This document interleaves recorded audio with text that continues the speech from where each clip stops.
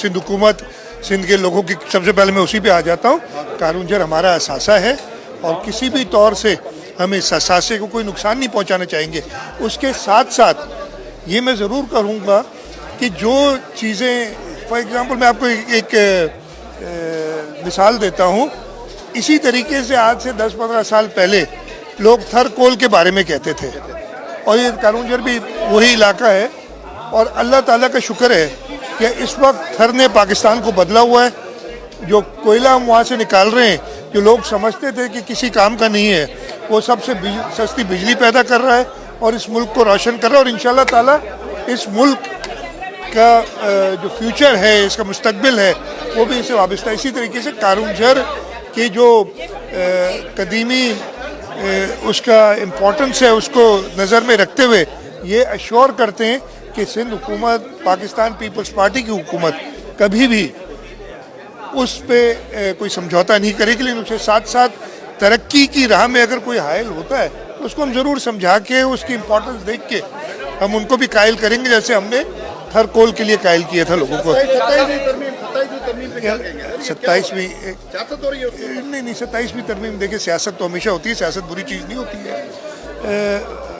हमने गलत, या पार्लियामेंट ने, इसलिए सबसे पहले पार्लियामेंट का ये मैंडेट है कि वो आइन को तरमीम कर सके और दुनिया भर में आइन और कानून के तरामीम होती रहती हैं। 27वीं तरमीम में मुझे नहीं पता कि उनको इतराज़ ज़्यादा किस चीज़ पे किस चीज़ पे है। कॉन्स्टिट्यूशनल कोर्ट्स जो हैं उसके लिए तो ये वकला खुद बात करते थे और जब पहली कॉन्स्टिट्यूशनल कोर्ट बनी है उसके जजेस भी आ गए हैं और जो आम साइल को तकालीफ थी, जैसे सबको पता है कितने हज़ारों की तादाद में केसेस पेंडिंग थे, अब इंशाल्लाह ताला उन साइलों को आसानी होगी। तो मुझे नहीं समझ आती कि उस आसानी के ख़िलाफ़ हैं या उनको और क्या मसाइल हैं और उनको कैसे मसाइल होते हैं। उसके लिए ख़ास तौर पे मुझे याद है मेरे मलूम वालिद भी वकील थे और मैं जब छोटा था उन वकला की, बड़े सीनियर वकला थे, उनकी कंपनी में बैठता था तो वो कहते थे वकील अपनी आर्ग्यूमेंट से, अपनी ज़बान से लोगों को कायल करते हैं। अनफॉर्चुनेटली ये थोड़ा फ़र्क आ गया। अब मैं नहीं से सही है गलत है इस पे आप लोग बहस कर सकते हैं। क्या सड़कों पे निकलना या एहतजाज इस तरीके से करना ये सही है? ये वकला की जो, मैं जैसे मैं कह रहा हूँ ना, मैं छोटे होते से बहुत सीनियर वकला को देख रहा हूँ और उनकी बात ये होती है कि हम अपने दलाइल से लोगों को कायल करते हैं। रोड पे आके कायल करने वाली मुझे बात समझ नहीं आई है कि वो क्यों कर रहे हैं। मैं तो उनसे यही दरख्वास्त करूँगा कि आप दलाइल दें अपने। ये जो इस वक्त कॉन्स्टिट्यूशनल कोर्ट्स के जजेस बने हैं, फेडरल कॉन्स्टिट्यूशनल कोर्ट के, ये कोई नए जज तो नहीं है, ये सारे सुप्रीम कोर्ट के सीनियर जज हैं, हाई कोर्ट्स के सीनियर जजेस हैं, जिनको एक नहीं दो नहीं डेकेड से, यानी वो ये कहा, उससे पहले वो खुद वकील रहे हैं। तो मुझे उनके सामने उनको दलाइल देने में उन्हें क्या एतराज़ है? अगर कोई किसी शिक पे, उनको एक मैं ख़त्म कर लूँ, किसी शिक पे बात हो, रोड पे आके एहतजाज करना, लोगों को तकलीफ़ देना। अच्छा, मैं आपको एक बात क्लियरली बता दूं, हुकूमत के पास वो सारे तरीक़ेकार मौजूद है कि अगर कोई लोगों को तकलीफ़ दे, लेकिन हम थोड़ी सी लीनियंट पोस्चर ले रहे हैं।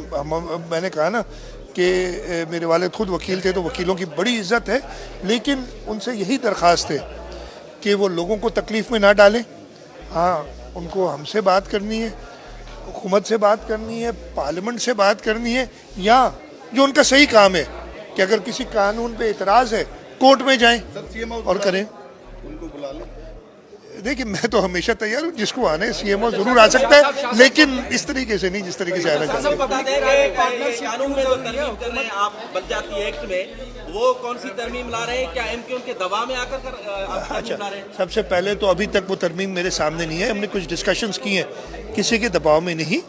हम कानून को बेहतर करने के लिए, कानून में देखें, कानून में तरामीम होती रहती हैं और हम मुत्तहिदा कौमी मूवमेंट को साथ लेके चलेंगे। जो भी तरामीम होंगी वही पार्टियाँ, हम उन्हें भी कन्विंस, और हमारा तरीक़ेकार सिंध असम्बली में ये रहा। इवन वफाक में आपने देखा था चेयरमैन बिलावल भुट्टो जरदारी साहब, जब 26वीं तरमीम थी, और इवन 27वीं तरमीम पे उन्होंने एक डिस्कशन के लिए माहौल पैदा किया, लोगों के कहा कोई छुप के खामोशी से तरमीम की बात नहीं हुई, तो ये खुलेआम आएगी, कोई ऐसी बात नहीं होगी। प्राइम मिनिस्टर ने किसी सतह पे एनएफसी की कोई बात की है अभी तक? इससे पहले एनएफसी के हवाले से कोई प्रपोजल कोई आए? प्राइम मिनिस्टर साहब ने कोई बात नहीं की है, ना ही अभी हमारा 4 दिसंबर को पहला इजलास है नेशनल फाइनेंस कमीशन का, और इंशाल्लाह ताला सूबे अपने अपने पॉइंट ऑफ, इसलिए उसमें 4 सूबे और वफाक मिलकर ये काम करता है। प्राइम मिनिस्टर का रोल बाद में आता है। पहले एक सेकंड, पहले मैं ख़त्म तो कर लूँ यार भाई। एनएफसी का तरीक़ाकार ये है कि पहले एनएफसी को नेशनल फाइनेंस कमीशन में डिस्कस किया जाता है, वो जो अवार्ड पास करती है वो सदर को भिजवाया जाता है, पास होता है। तो प्राइम मिनिस्टर का रोल इसमें मिनिमल होता है।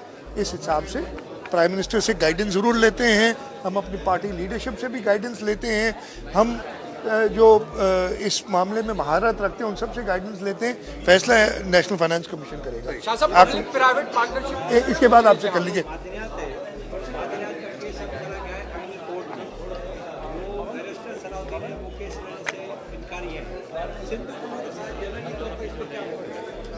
देखिए, मैं नहीं कमेंट ज़्यादा करना चाहूँगा, सिर्फ ये कहूँगा पहले केस लेने के लिए तैयार थे, तो क्या उस केस लिया हुआ था उन्होंने सिंध हुकूमत का, और वो सुप्रीम कोर्ट में काम कर रहे थे, उन्हें आईनी कोर्ट पसंद नहीं आ रही, तो उसमें केस में तो कोई खराबी नहीं थी ना, कोर्ट में उनको इतराज़ है। मेरा ख्याल है, मैं तो यही समझाऊँ ना, पहले तो वो हमारा केस लड़ रहे थे और वो सुप्रीम कोर्ट में अपीयर होना चाह रहे थे, और अब वो कहते हैं कि मैं केस की पैरवी नहीं करूंगा, इसलिए कि वो आईनी कोर्ट में चला गया।